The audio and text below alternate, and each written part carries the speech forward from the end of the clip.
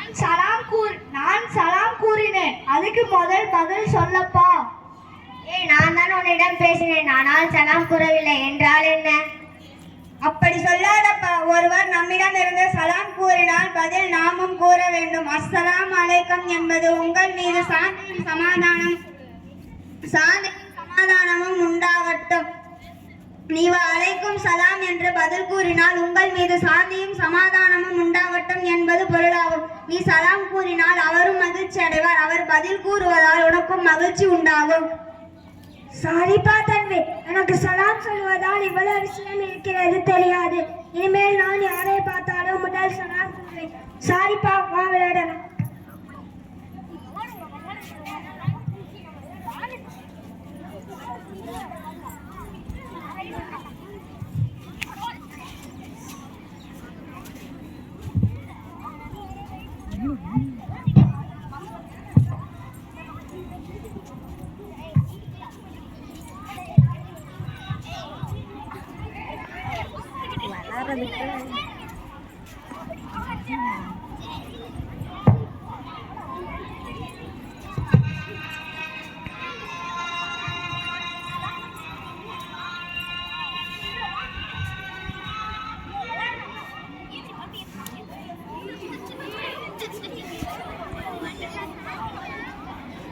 என்னப்பா பாங்க சொல்லிட்டாங்க, இன்னும் நீங்க தொழுக போகலையா?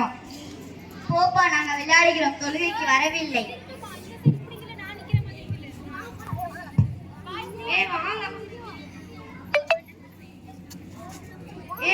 வாங்க எங்க போறீங்க? தொழுகைகளோட சிறப்பை நாங்க சொல்றோம், அதை கேட்டுட்டும் நீங்க போகுமா போகக்கூடாதுன்னு நீங்களே முடிவு செஞ்சுக்கோங்க.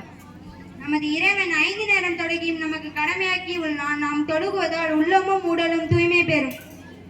ஃபஜர் தொழுதால் முகத்தில் பொலிவு பெறும். லுகர் தொழுதால் உணவுக்கு குறையே வராது.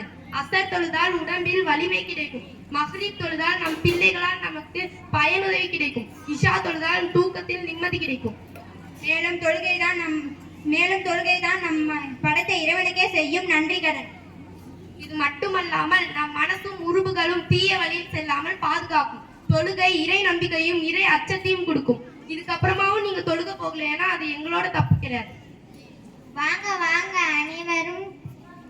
தொழுகையில் அனைவரும் போய் தொழுகலாம்.